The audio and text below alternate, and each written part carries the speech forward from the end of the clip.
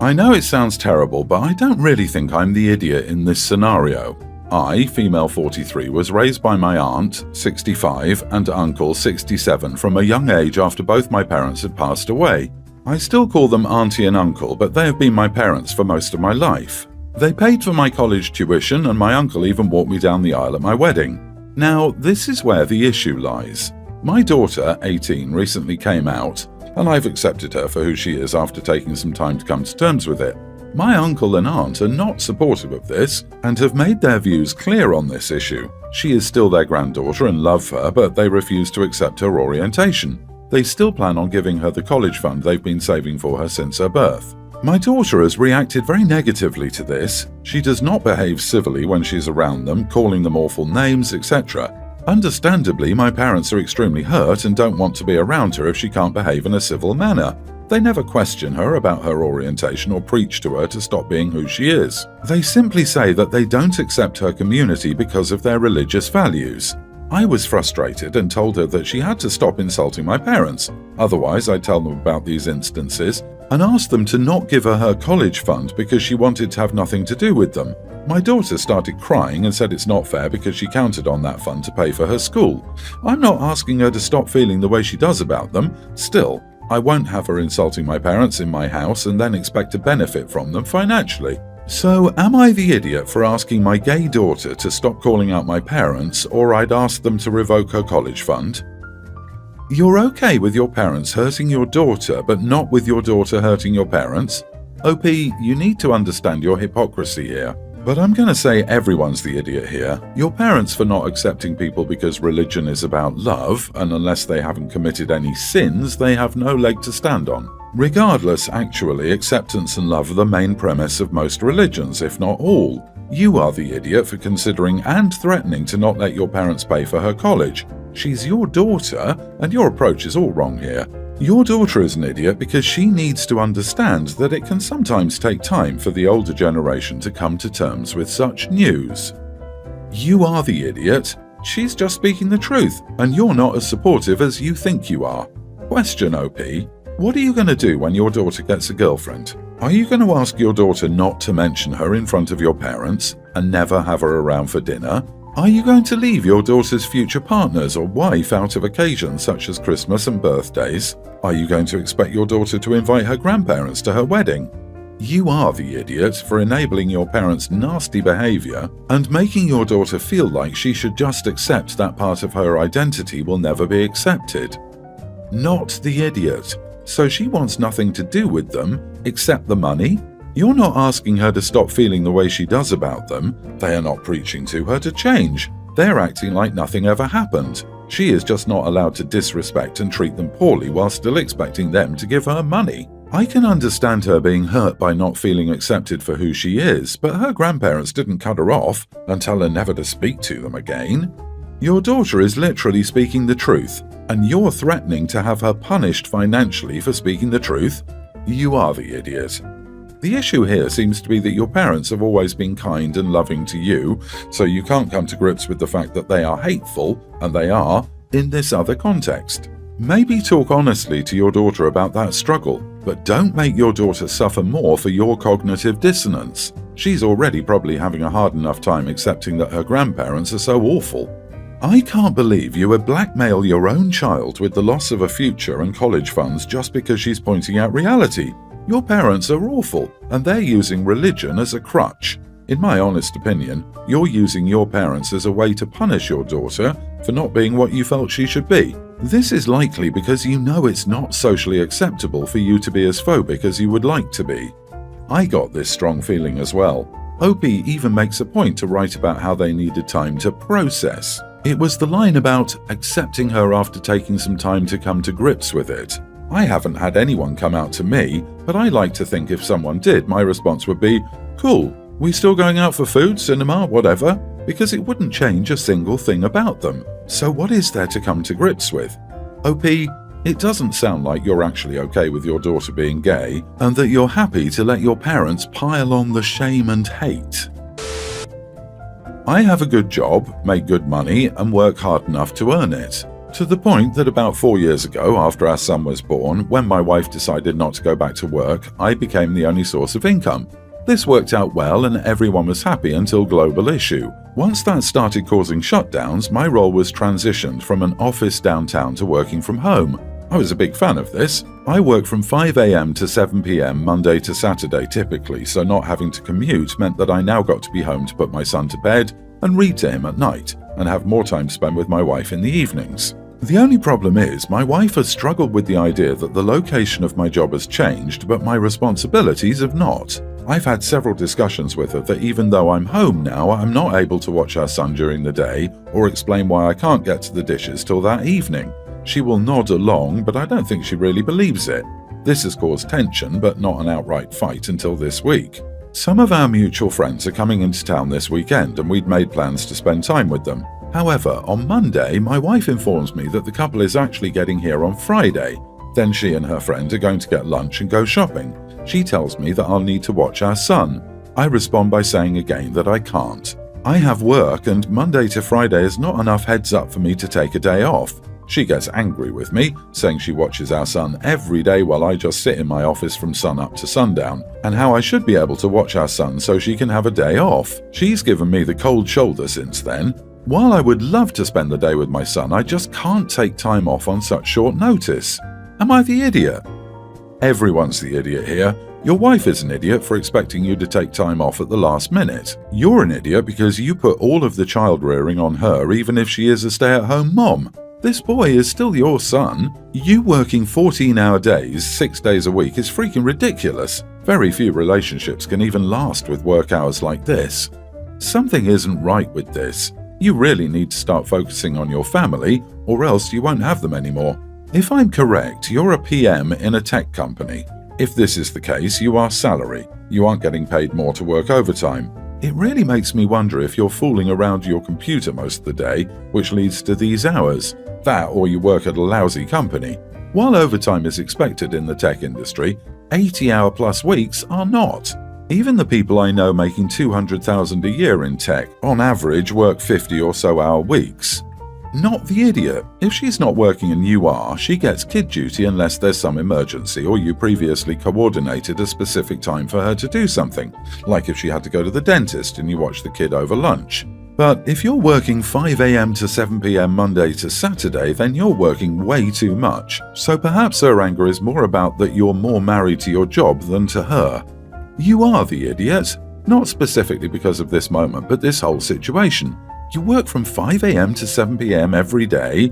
She's also working from 5 a.m. to 7 p.m., taking care of the house and child without help, and hasn't had a Saturday without your child for 4 years. In the moment, she could probably have handled things better, but that kind of work schedule is going to kill your marriage. This is a see the forest through the trees moment. I have many issues, and while I've caused a lot of them, some can root back to my dad. I won't get into things other than years of him comparing me to other girls, criticizing me, and other actions that have left a scar. But when he passed, it hurt knowing I'd never get his approval. The last few days he was in hospice care, slowly dying, and he still found ways to hurt my sister and me, so needless to say, I'm not okay. My friend from high school is engaged and I'm part of the wedding party. Said friend has never understood the relationship I have with my dad. Without trying to sound envious, her life has been cushy. The truth is she's never understood much of my pain, and I've excused it because not many people do. I called her the night he died in tears. She didn't know what to say. A few days later, she asked if I was still going shoe shopping for her wedding shoes. I declined because, strange grief. I told her the date of the funeral. She sent me a thumbs up. I know she had the day off and expected her to at least stop in during visitation. She didn't come and didn't text me at all that day. Instead, a week later, I get a message asking if I was still part of the wedding because I was behind on my dress, shoe, accessory shopping. I've been a basket case with reliving all the things he did to me, watching him die, planning a funeral, and thinking about how the diseases he had could be passed on to my sister and me. I've been short with many people. My friend was no exception. So to sum it up, I told her she couldn't be there when I needed her, so I sure wouldn't be there for her, and she can take her wedding and shove it. Since then, I've been receiving messages from both her boyfriend and friends saying I've made her cry and am completely selfish. Her boyfriend told me I've always disliked my dad, so his death shouldn't be such a big deal, and I'm using it for attention. I can admit I'm an idiot for how I worded things. I intend to apologize. Am I the idiot, though, for quitting as her bridesmaid because she didn't come to my dad's funeral? Not the idiot. I lost my father when I was young and angry with him. Grief is awful. The lack of closure sucks, and your friend is terrible. You'll do much better without her in your life. No one can tell you how to grieve. Stand your ground or you'll never heal. You are the idiot here, unfortunately. You're holding your friend accountable for failing to live up to your uncommunicated expectations. You hinted about her attending your dad's funeral, but you never said, "I need you to attend and be there for me." Now you're retaliating against this uncommunicated expectation. This is unfair. As horrible as it is losing your dad, it still is unfair. Everyone's the idiot here. Gonna rip the band-aid off and address your idiotry first. You admit you had a less than stellar relationship with your dad and she didn't understand it. You can't really expect people to instantly understand your emotional needs when they don't understand what's triggering you. Also, lashing out and telling her to take the wedding and shove it was so rude. Quitting as an emotional response has likely damaged your relationship with a friend, and it sounds like you really need one right now. As for the friend, just because she's a bride doesn't mean she gets to take a leave of absence from basic friend duties. Yeah, she may not have understood your relationship, but she could have tried to reach out. Asking you only in the wedding context shows how out of touch from your grief she is. Haven't seen my dad in almost 7 months because I, 23 male, live half a day away with my girlfriend. So last weekend I decided to ask for some time off to go see my pops, and I wondered if it was cool for me to stay there so we can hang out and do something on Saturday. My dad said that would be great. He seemed happy about it, so I thought that was the plan. I made the drive, got there by Friday night, and slept on the couch at his place. My dad has a wife and they have my little brother. Saturday morning, my stepmom says that my bro and I should go to the beach or something fun out of the house. But I told her, well, my dad and I had plans to have some guy time. My brother could come though, no problem. She said they had plans already. When I talked to my dad, he said he was sorry. My stepmom got all excited after he told her I was coming. She thought this would be a great time for them to go out. Guess they were going to do a spa day, go out to eat, then movies. It was going to take the whole day. My dad thought we could do something together on Sunday, but Sunday was when I was leaving. Probably have like 2 hours to spend time together before I needed to be on the road. I got pretty mad at him. I told him I didn't drive for hours to babysit. The whole point of coming out was to spend time with him. He kept saying he's sorry, my stepmom just jumped at it and he doesn't want her feeling bad. Then she got involved with I should be happy to spend some time with my brother, especially with me staying at their house for free. Well, I told my dad no point in me staying if we were only going to have a couple of hours to hang out, so I just got my stuff and made the drive back home. She thinks I was a huge idiot now for being bratty instead of doing something nice for them, and they couldn't even get out after I left. I was mad when I left because of the change of plans with literally no warning. Still, I don't know if I was an idiot for basically doing the same thing to them and refusing to babysit my brother so they could have their time. To me, it just wasn't fair to waste all my time there when I wasn't going to be able to do what I went there to do. Am I the idiot? Not the idiot. You went to visit your dad and your stepmom saw a free babysitter for some alone time with him instead. She knew she was wrong. She tried to hide the spa day by suggesting a brother's beach trip. If she needs alone time with him that badly, she can hire a babysitter. You were cheated out of quality time with your dad, and shame on him for not sticking up for you and saying he wants to spend time with you while you're there to visit him. She said you were staying at their house for free? What on earth? Does she expect you to pay to visit your dad for a day? Does she not understand the concept of visiting your parents? Her comment makes me angry almost more than her actions did. I'm really curious what she was implying because that's just gross. It's not like you crashed on the couch because you needed someplace to stay. Not the idiot, she's an entitled brat.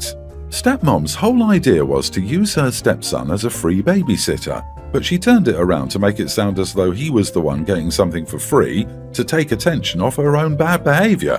Very common behavior in narcissists. You haven't seen your dad in 7 months and the first thing your stepmom thinks is free childcare? What an incredibly entitled and selfish woman. Your dad is no better because he just went along with her nonsense. You absolutely did the right thing. This father is weak and pathetic that he can't stand up for his own son. If I were you, OP, I'd be making it another 7 months before seeing him. Recently, my dad and my stepmom, Sarah, decided to renew their vows. Since they both cheated on their partners, they feel the wedding experience was ruined for them. They wanted a small gathering at their house to discuss some plans with the whole family. My wife, 25, and I, 30 male, informed them that we couldn't make it because my wife had to attend an engagement party with my mom, 52. Still, they insisted that my wife and my mom come directly to their house after their party.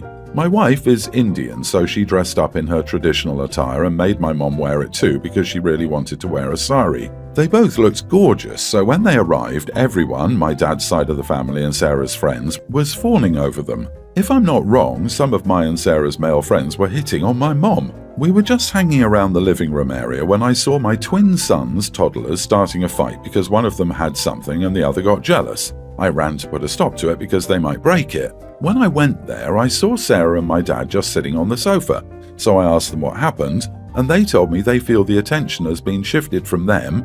I know they meant my wife and my mom.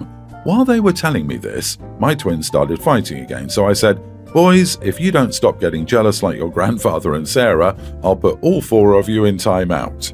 Some of my dad and Sarah's friends heard it and started laughing. Soon it became a laughing matter. It died down when they announced they were renewing their vows and everything, so the dinner went well and we left.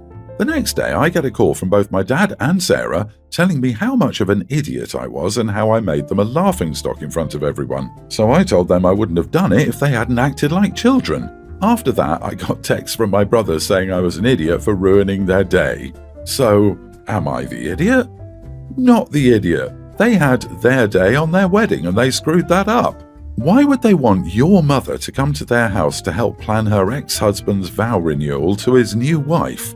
Good on your mom and wife for stealing the show. They should have accepted that your wife had a previous engagement. Your dad and his new wife sound exhausting. Maybe they'll stay mad long enough that you'll be disinvited to the renewal. I don't get this renewing of vows.